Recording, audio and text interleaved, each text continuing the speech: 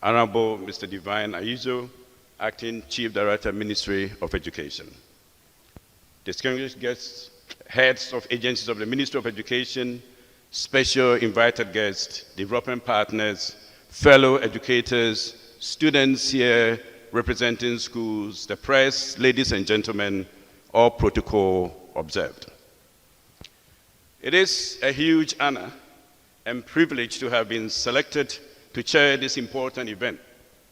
It is certainly an honor I do not take for granted, given the fact that I'm sure there were more qualified people who could have been chosen for this task. My sincere appreciation to the Minister for Education, Dr. Yeboah, and the organizers of the National Education Week 2022 for doing me this honor. Honorable Senior Minister, Honorable Deputy Ministers, ladies and gentlemen, it is a good tradition and practice that we have here in Ghana that all stakeholders in education gather for a week every year to deliberate on matters concerning education in Ghana.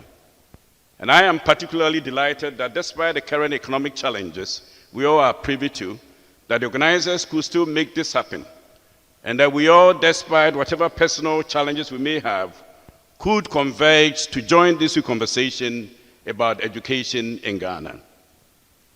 Please permit me to add that education must be worth our time all the time, even in times of economic distress. As a matter of fact, it is precisely a situation and challenging time like this that a focus on education becomes even more paramount. And why do I say that?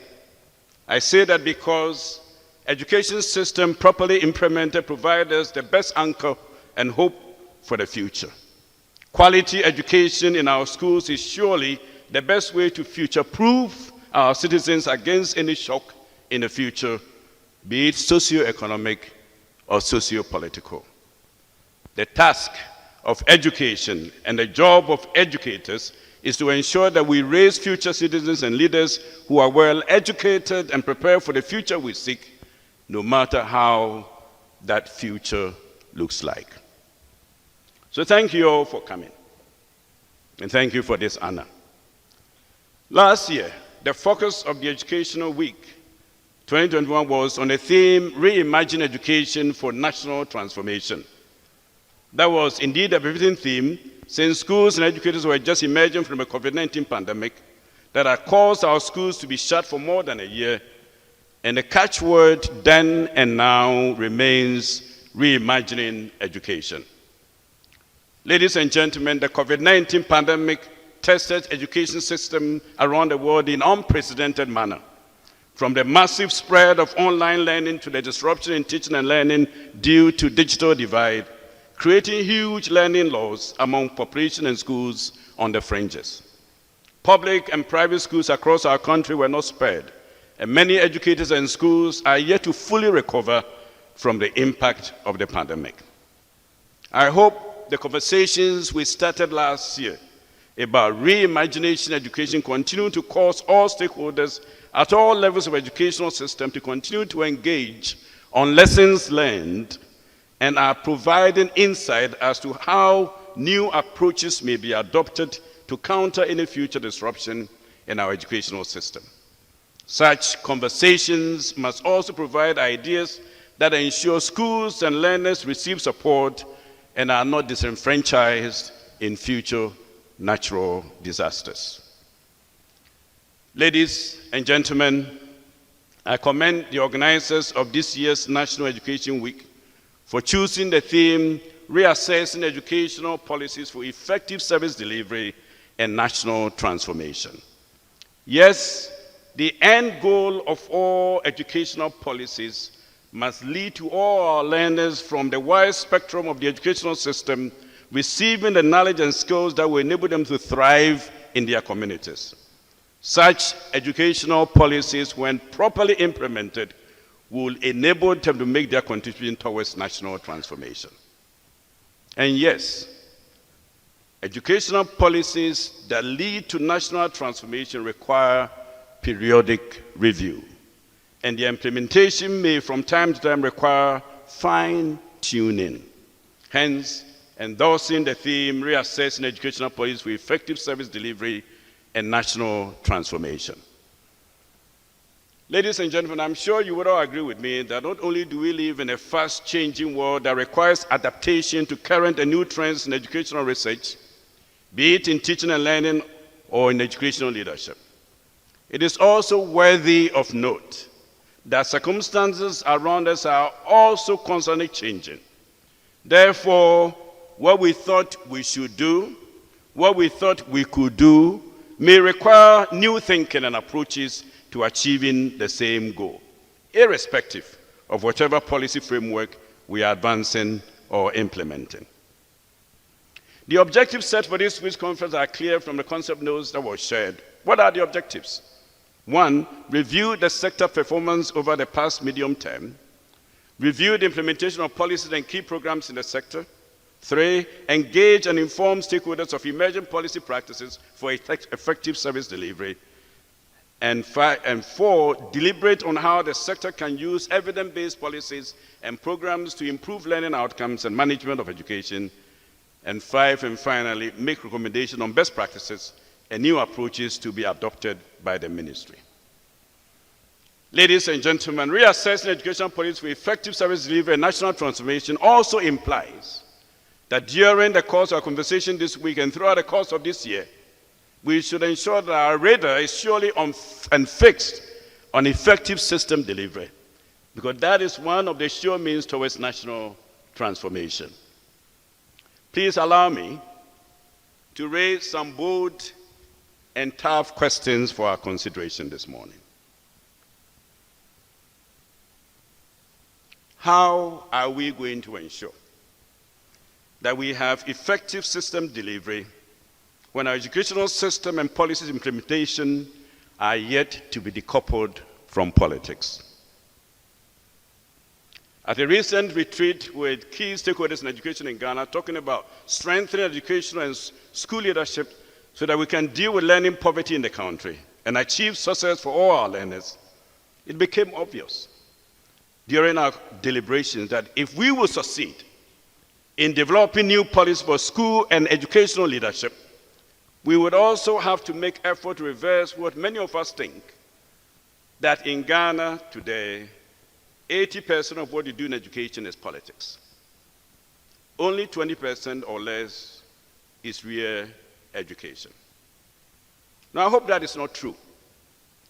Because if that is true, then we would all be, if that is true, that would be quite an indictment on our educational system, wouldn't it be? If that is true, that would be an indictment on all of us. Ladies and gentlemen, I submit to us that the national transformation we expect to emerge from effective educational system delivery will only happen when we boldly transition from a talk shop, what we'll be doing this week, to what I'm calling a walk shop. WALKSHOP. What we'll be doing when we return to our areas of work. Simply put, walking the talk.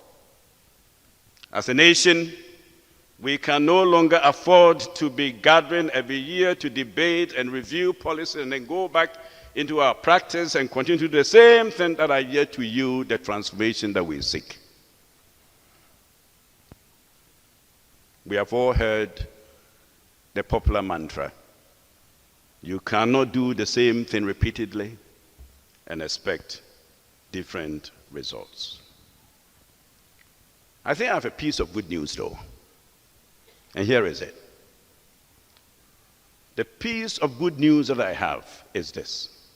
The people who can really bring the needed change so we can have the transformation we seek in this country are in this room.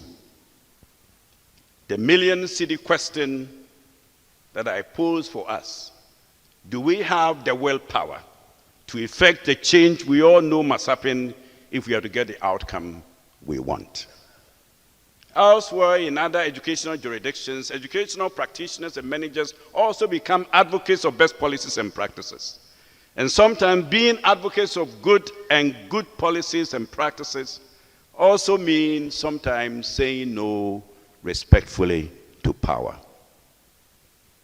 Fellow educators, how are we going to ensure effective school system delivery when every time the computer system that generates names of those posted to secondary school in this country are sometimes disrupted by those of us people who helped put the system in place in the first place? How are we going to ensure that we have good teachers and leaders in our schools to ensure better outcome for our learners when the system of selection is often hijacked by the powers that be, or when managers of the system allow the system to be corrupt? How are we going to have effective school system delivery when we all seem to be guilty of putting our self-interest ahead of national development and transformation? Distinguished participants, managers of education, fellow educators, what do you propose the theme for next year 2023 educational week ought to be? And how justified would we be to descend on Accra once again if we fail to do just the theme of this year and fail to protect the good policies we'll be debating and reviewing from abuse by ourselves and others? We have an opportunity this week to take bold steps and reset the conversations about education. We have an opportunity this week to retool our practice as educators. We have an opportunity this week to take deep dive into our current educational system, delivery, identify strengths and weaknesses, come up with solutions, and take bold decisions that will be backed with actionable activities. That will be the only way to see our school children making progress and thriving in their communities. And this includes our young citizens in basic public schools, where very few of us are willing to send our children. Fellow educators, we need to take some bold decisions today, this week, and this year. Some of these decisions may be politically incorrect, but such actions may well be the ones that will lead to the outcome we seek. Are we prepared? We just sang Yeniara Yasasini, Edru Menewosusu. But are we really prepared to make the changes that need to happen in our educational system in this country? Honorable Senior Minister, Deputy Ministers for Education, Honorable Chief Director of the Ministry of Education, the senior heads of agencies, fellow educators, ladies and gentlemen, it would be a great remiss if, as I bring my remarks to a close, I fail to make some reference to some disturbing issues in our national life today. And I do this because if the educational policies we'll be debating and reviewing this week will lead to the outcome we seek, it would also require that policies in other sectors of the economy are equally working. When I was putting my thoughts together this week, I came across this news item, and it read, a 47-year-old assistant headmaster of Impatasia DA Junior High School in the Amansia South District of the Ashanti region has died after he fell into a mining pit.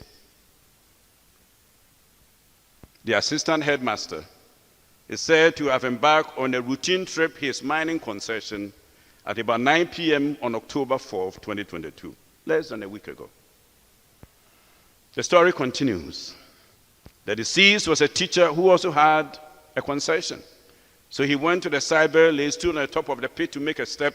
He slipped and fell into the pit. And the story concludes, his body has since been deposited at the Mount St. Martin's Hospital in Agro, Yesum. Sounds familiar?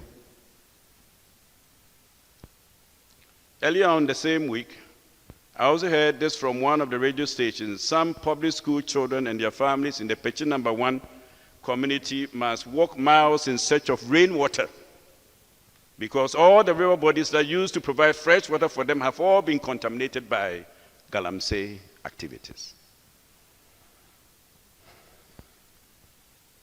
The children must walk hours in search of rainwater before they can go to school every morning. Now, I immediately became interested in the story because in the outskirts of Pechinambon is where we operate the main school campus of International Community School in Kumasi. Our students have adopted the Pechinambon Public School, among others, in the area as their community service projects hub. And I'm sure my high school students in Kumasi will be depressed when they hear these stories. And I wonder what will happen to these children personally when the dry season sets in and there is no more rainwater to pursue. Now, the stories I haven't heard that I'm sure some of us probably know about our school children who either have abandoned school for galamsey activities in their villages and towns, or do galamsey as after-school activities instead of attending to their schoolwork. And why would they go to school or do their homework when their teacher and assistant headmaster himself doesn't have time to prepare for his schoolwork because he has his own galamsey concession he must attend to? And what we all probably do not know is the number of school children who might have fallen into mining pits across the length and breadth of our country on their way back from school, who themselves may not have been part of the galamsey activity. I wonder what our next PISA results will look like with all these disruptions and learning loss because of school children having dropped out of school or think that polluting our environment is the surest way to get ahead in life and not through education, even in this era where we have free SHS. Ladies and gentlemen, today the galamsey activities have become the greatest threat to our survival as a nation. Galamsey poses a threat to our children in rural communities across the length and breadth of our country. We cannot afford to engage in blame games. We know those who are responsible.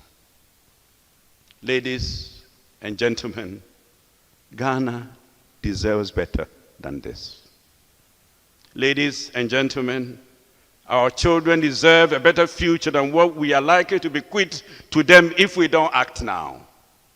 Fellow countrymen and women, fellow educators, children of God, and servants of Allah, Ghana is counting on us. The dreams we have for a better education in the future, the dream of national development and transformation we seek will elude us unless we resolve today, this week, this year, to change ourselves, our policies, and our practice. May God help us to that end. May God bless you for your attention. And may God bless our homeland, Ghana, and make it great and strong. Thank you very much.